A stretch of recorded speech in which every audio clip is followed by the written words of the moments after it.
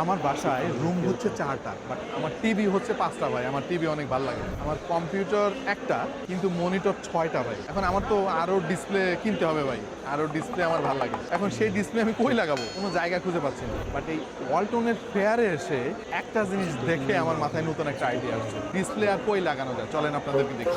এটা আসছে না বাকি ছিল এসি, ডিসপ্লে এবার এসিতে ডিসপ্লে।